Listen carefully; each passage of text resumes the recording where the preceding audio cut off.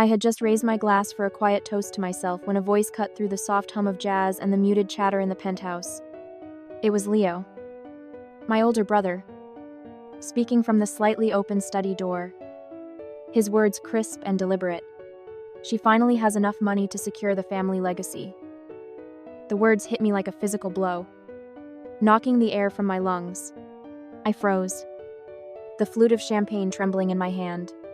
My promotion at Westbrook Interiors, the one I had earned after years of long hours and endless late nights, was supposed to be celebrated tonight. Instead, it had become a marker of vulnerability. They had timed everything perfectly.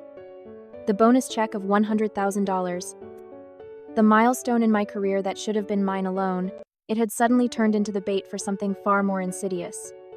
I felt a chill as Martin's deeper, measured voice joined the conversation. "Let us not rush this," he said. Calm but calculated. Avery has always been cautious with her finances. Vivian's voice followed, soft but persuasive. "We have been discussing this for weeks. The Vineyard needs investment now. Not when she feels ready." The champagne glass slipped from my fingers before I could react. It crashed against the polished oak floor, shards scattering across the rug and splashing ruby-red Merlot everywhere. The wine seeped into my cream trousers, spreading like a stain of realization.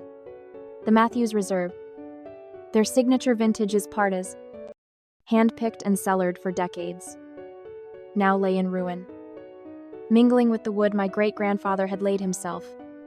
The symbolism was not lost on me. The moment felt deliberate, though I knew it wasn't. I froze, absorbing the truth. This celebration, supposedly to honor my hard-earned promotion, was not what it seemed. It was a stage set, a careful orchestration to soften me up, to pressure me into compliance. Not a request, an expectation.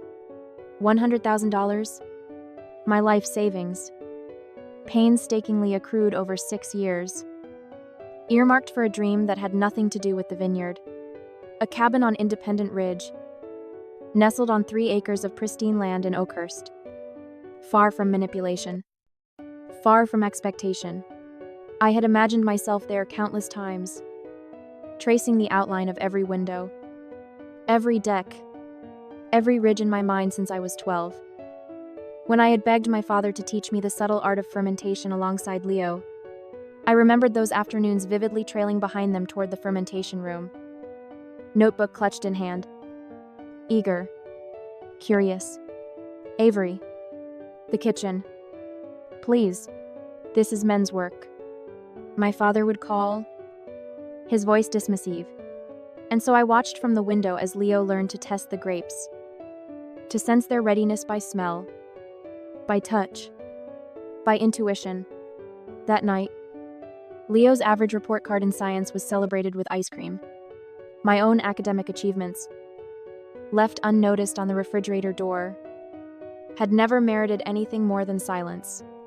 Anger, humiliation, and disbelief mingled into a tight knot in my chest. For decades, my accomplishments had been measured against Leo's ease, my sacrifices dismissed, my contributions minimized, and now, even my financial independence had become a lever for them to pull.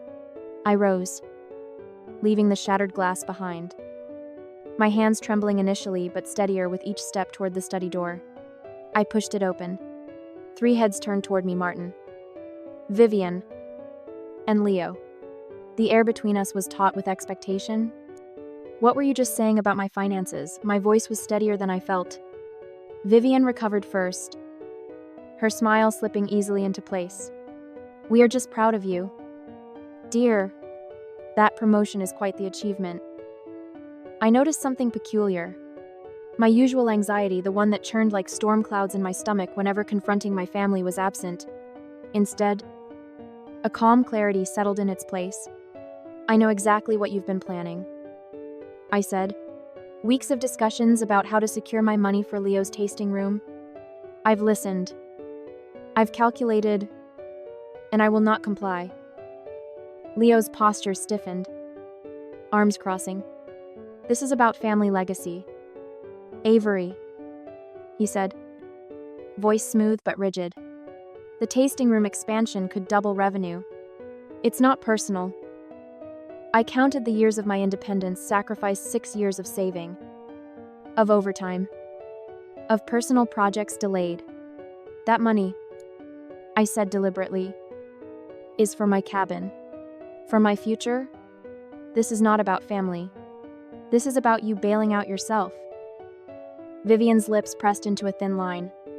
So you'd put a vacation home above family? It is not a vacation home, I replied, meeting each of their eyes, one by one. It is my future, and I refuse to invest in Leo's project under coercion. My independence is not negotiable. Martin's face reddened.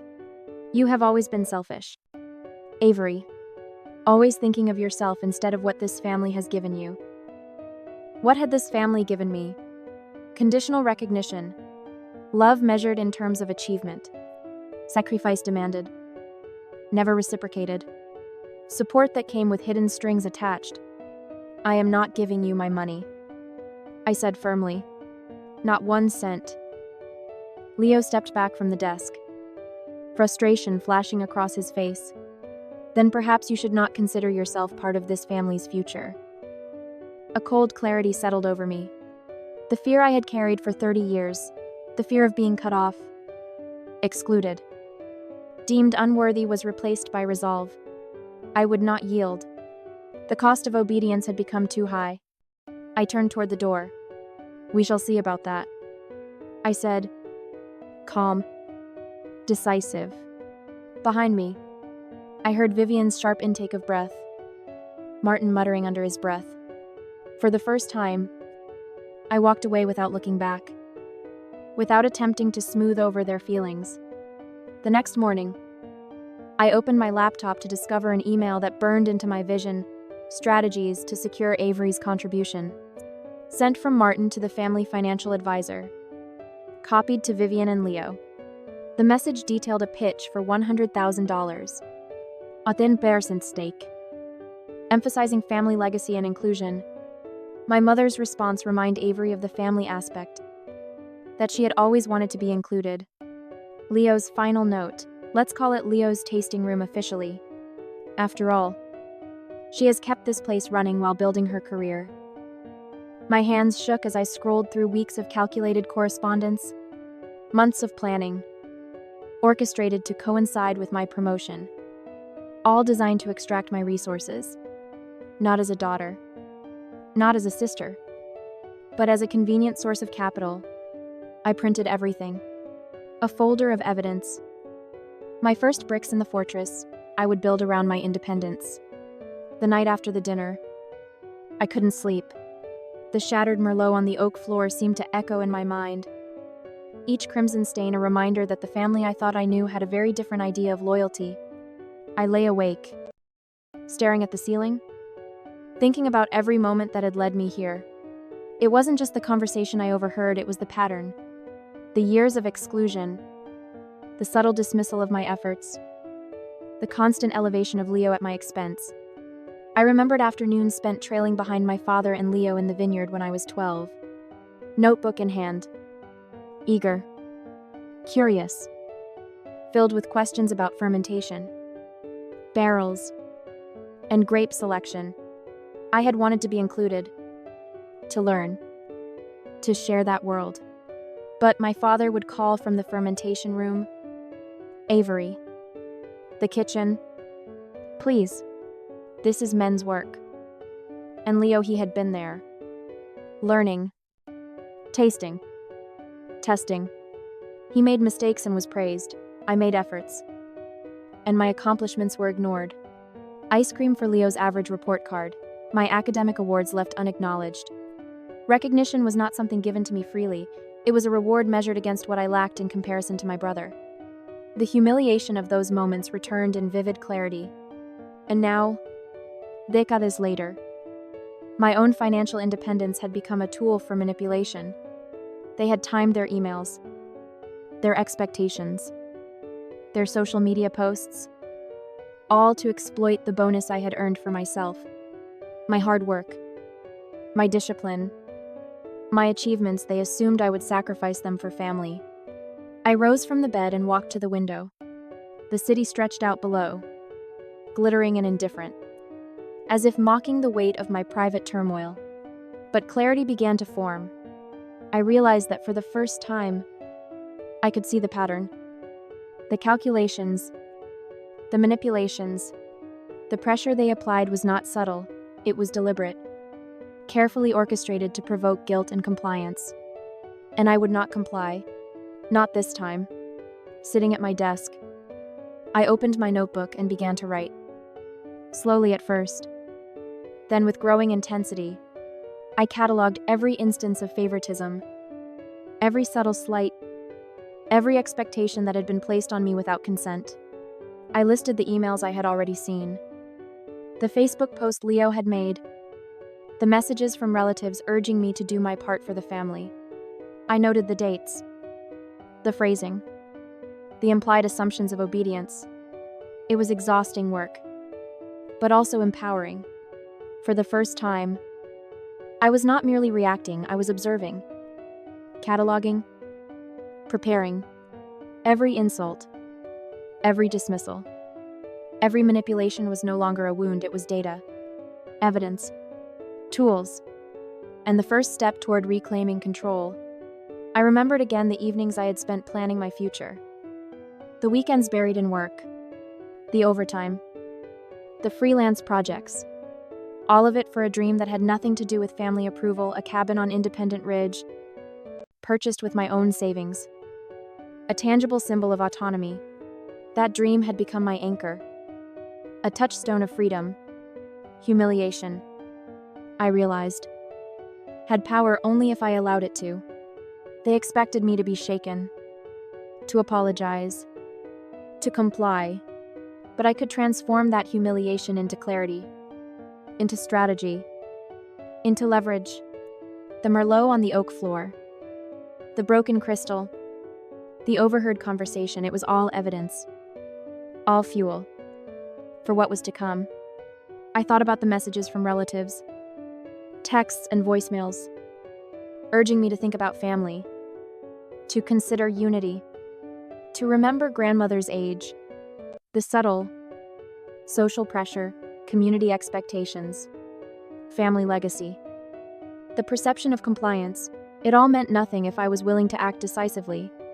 I began drafting plans in my notebook: how to protect my savings, how to respond to emails, how to neutralize public social media narratives, how to prepare for the eventual reunion. Even as I wrote, a quiet thrill ran through me. The Avery of my childhood. Eager, trusting, constantly seeking approval, would have been paralyzed.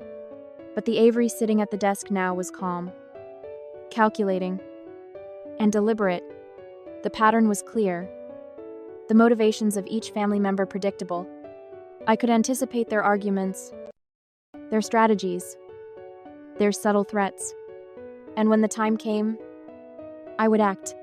I poured myself a glass of water and stared out at the city. The lights reflected off the buildings, glittering like the tiny sparks of clarity in my mind. Independence, I realized, was not granted. It was claimed, defended, fought for, and I was ready. The first step had already begun: cataloging, documenting, planning. Each family email, each social media post, each attempt at guilt was being converted into information. I would not be surprised, I would not be cornered. I would be prepared. And then a subtle thought occurred, a smile creeping onto my face.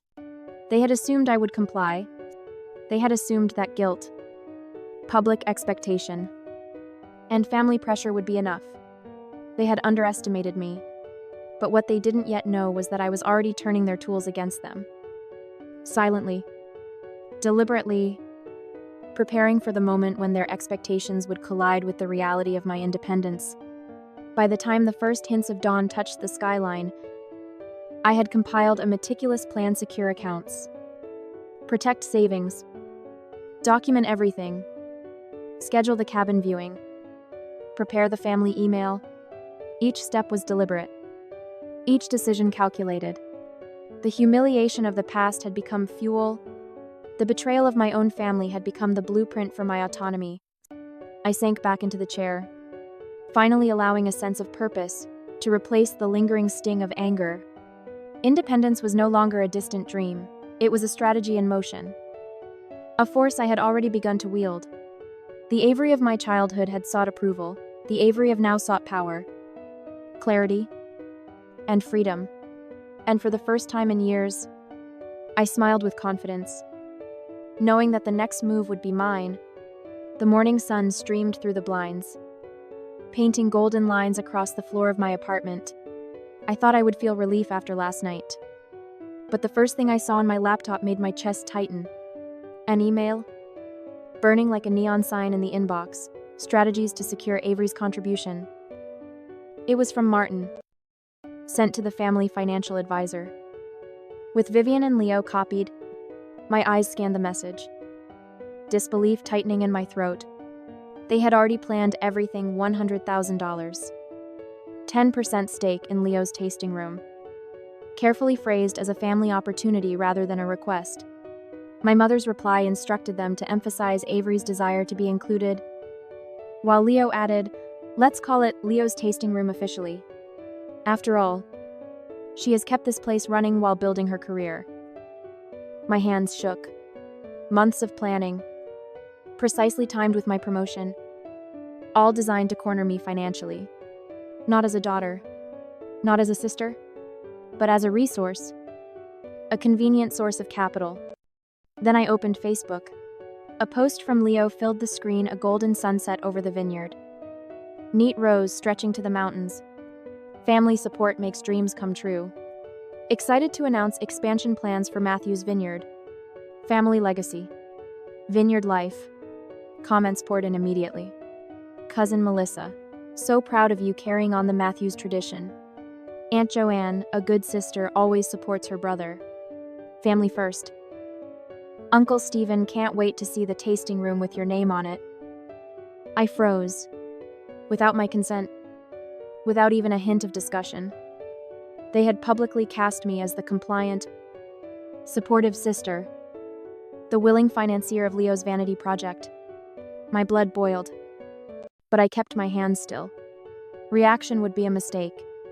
Instead, I began a systematic collection of evidence, screenshots of posts, social media comments, emails, and texts from family members subtly pushing guilt. Every word cataloged, every post archived.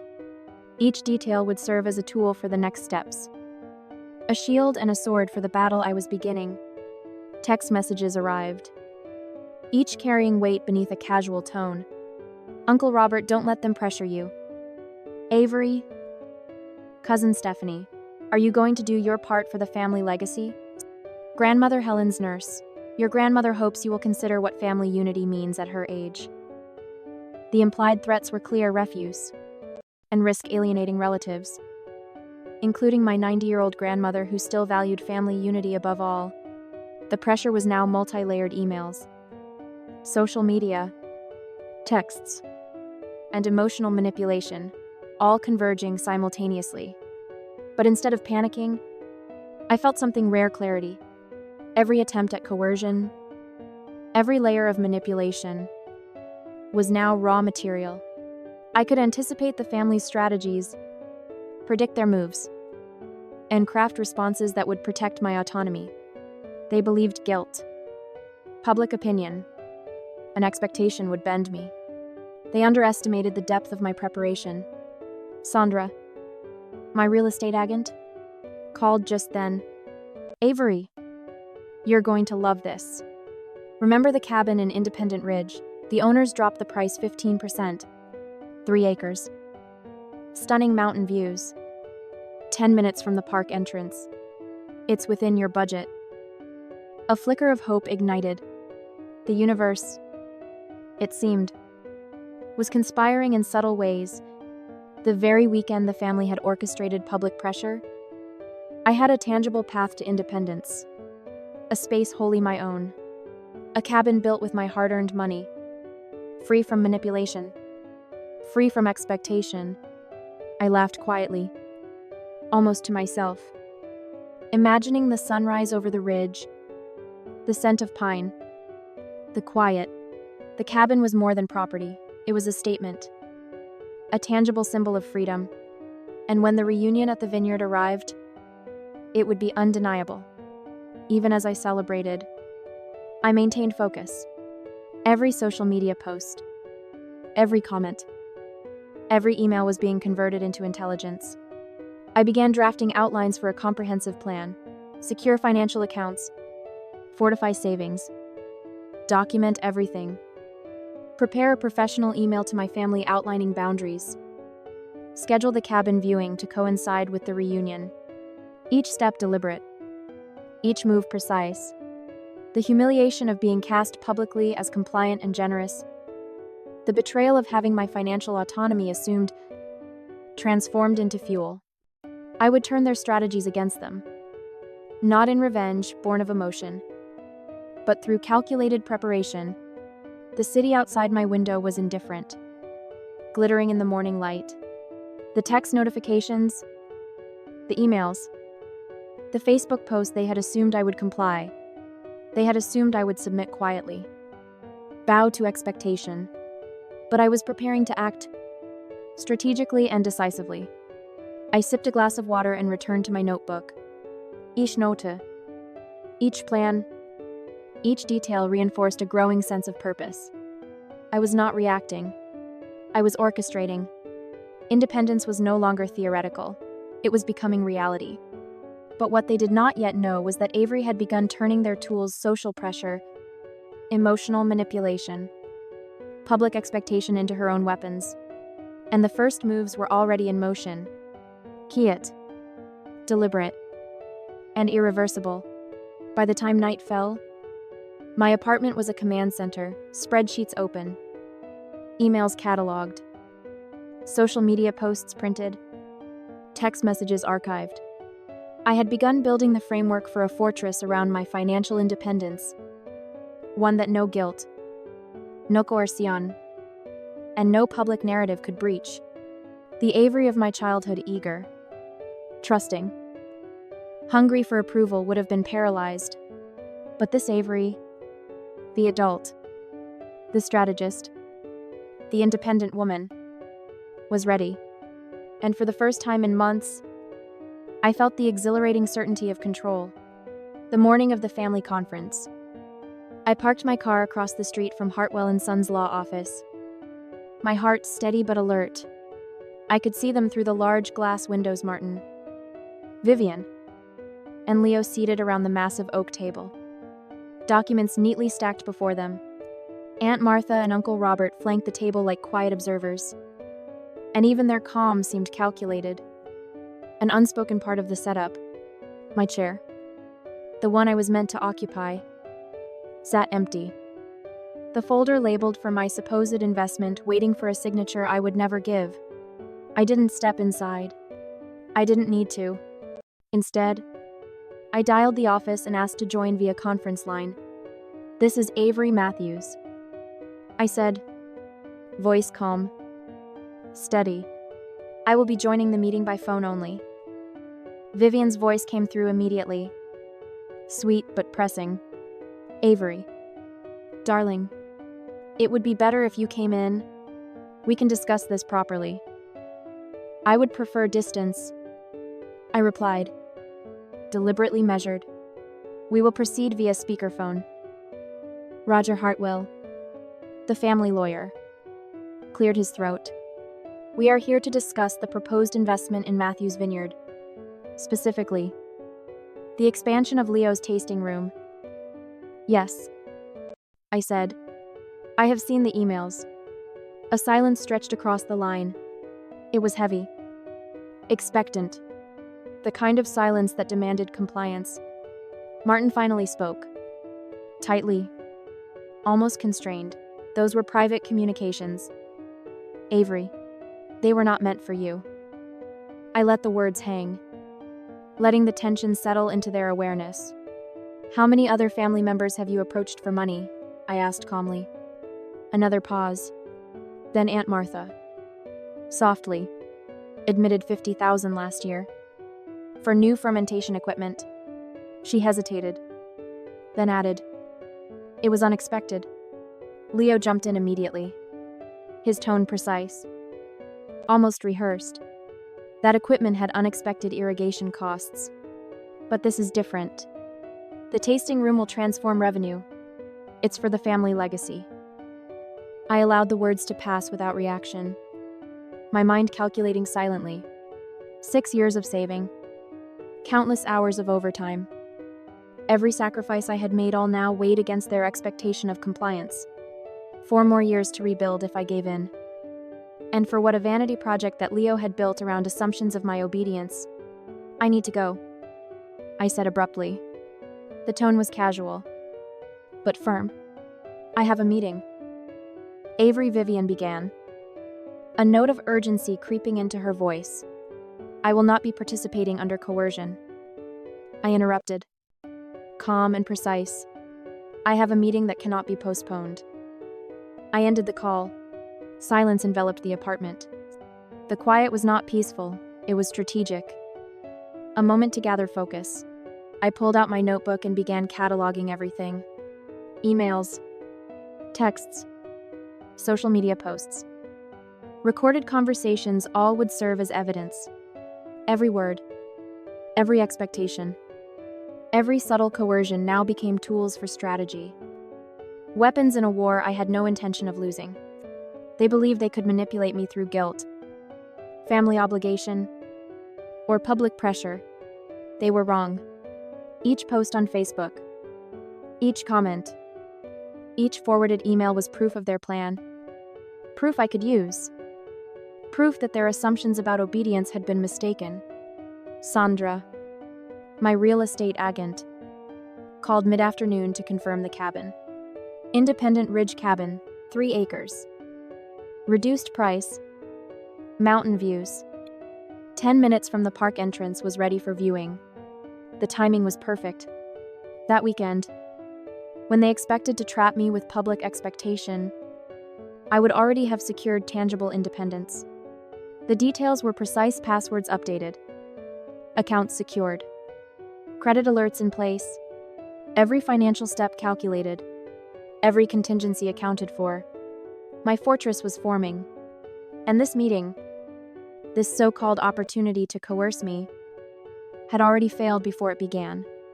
The texts continued to arrive during my preparation. "Uncle Robert, don't let them pressure you." Avery.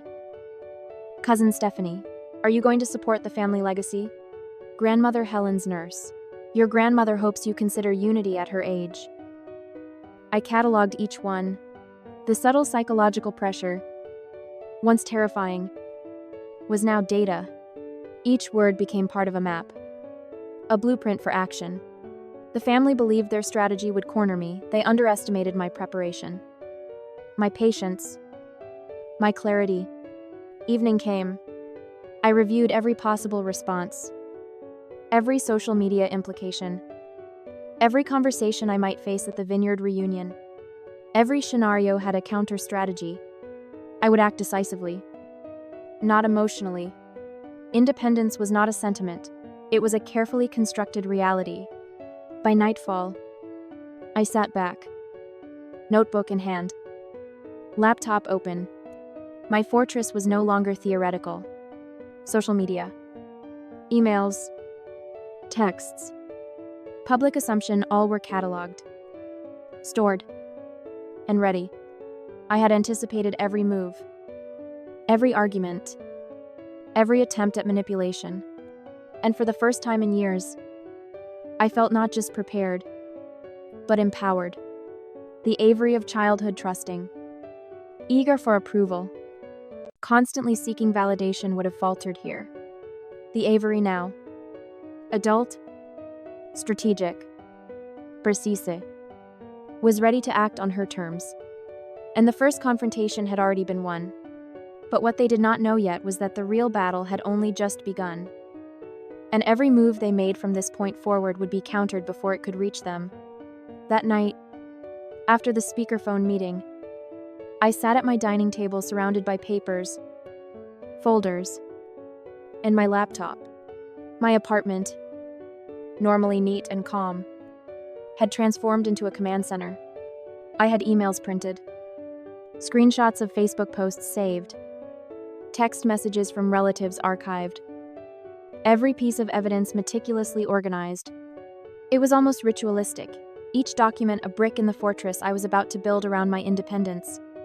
I began with the most immediate concern: my finances. 6 years of savings, accumulated through overtime, freelance projects, and careful budgeting, had been earmarked for Independent Ridge Cabin. It was my sanctuary, my future. But until the funds were fully secured and protected, they were vulnerable to manipulation. I changed every password, enabled two-factor authentication on all accounts, and contacted the credit bureaus to place alerts on my credit reports. I drafted a formal email to the bank, requesting that all interactions regarding my mortgage and investment be conducted in writing only. This was not paranoia, it was strategic precaution. Next, I reviewed the cabin listing: 3 acres of pristine land in Oakhurst, the structure of a rustic A-frame cabin, the mountain view stretching endlessly from the back deck. The owners had just reduced the price by 15%. It was perfect, both in location and timing. The cabin would be mine, tangible proof of my autonomy. Before the family reunion at the Vineyard even began, it would be more than a property, it would be a statement. I allowed myself a brief moment to visualize it: morning sunlight spilling through the windows, the quiet of pine trees swaying in the breeze, the feeling of ownership and freedom. This was no longer a dream, it was becoming a reality. And with it, I would hold the upper hand. While the images lingered in my mind, I turned to the emails and social media messages that had been orchestrated to pressure me. Each post, each comment, each forwarded email became a strategic asset. I cataloged them by date, by sender, and by content. The subtle pressure of family expectation, the comments about supporting the family legacy, the nudges about unity and grandmother's wishes was now raw material for my strategy. Avery Matthews sat at her dining table at midnight, surrounded by the tools of her rebellion: bank statements, printed emails, social media screenshots, and legal documents. For months, her family had orchestrated subtle pressure campaigns, assuming she'd contribute to her brother Leo's vineyard expansion. They discussed her finances in group chats without her, posted on social media about her generous support before she'd agreed to anything, and scheduled this reunion as an ambush disguised as celebration. But Avery had been building her own plan. She drafted an email to her family with surgical precision: my financial autonomy is non-negotiable. Any interference will be documented. All future communication must respect my independence. No emotion, no accusations, just boundaries drawn in permanent ink. The centerpiece of her strategy lay in a manila folder: photographs of a rustic A-frame cabin on Independent Ridge. 3 acres. Mountain views. Fully paid. 18 months of secret saving, sacrifice, and planning had culminated in this, her fortress of independence. She'd timed everything perfectly. While her family expected to corner a pressured, compliant Avery at tomorrow's reunion, they'd instead witness proof that she'd already acted. Alone. Successfully.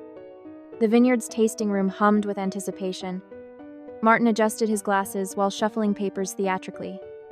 Vivian arranged artisanal cheeses with studied precision.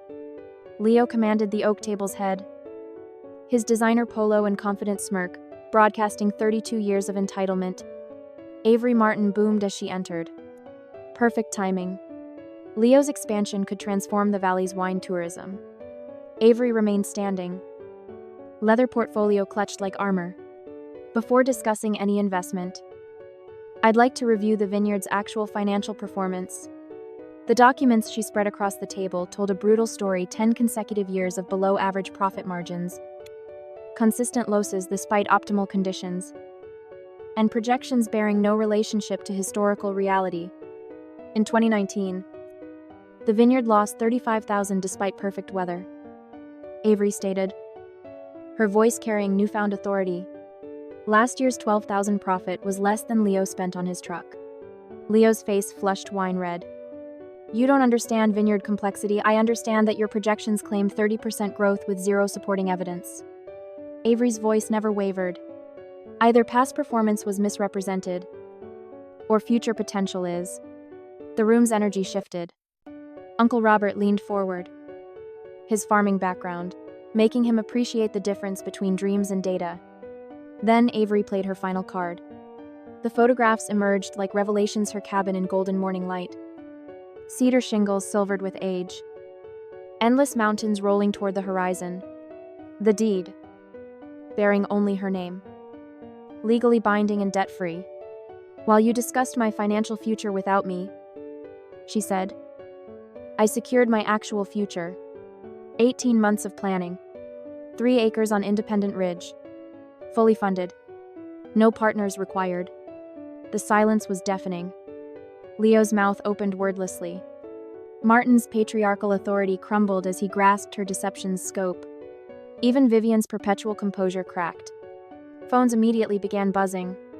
3 potential investors were already reconsidering, their confidence shaken by the revelation that the generous sister narrative was built on assumption, not consent. That evening's reunion dinner became Avery's final presentation. She displayed financial charts on the room's large screen, revealing the Vineyard's actual performance versus Leo's fantasies. Comparative analyses showed similar operations achieving higher profits with lower overhead. But when the cabin photographs appeared majestic A-frame against mountain vistas, audible gasps filled the room. Relatives who'd assumed they understood her limitations now faced proof of her careful autonomy. The climax came when grandmother Helen, 93 and sharp as steel, approached slowly and took Avery's hand. Her whisper carried across the suddenly quiet room. Finally, someone in this family understands the difference between independence and inheritance. Later that night, alone in her apartment with city lights painting geometric patterns on the walls, Avery experienced something revolutionary: complete peace with her choices.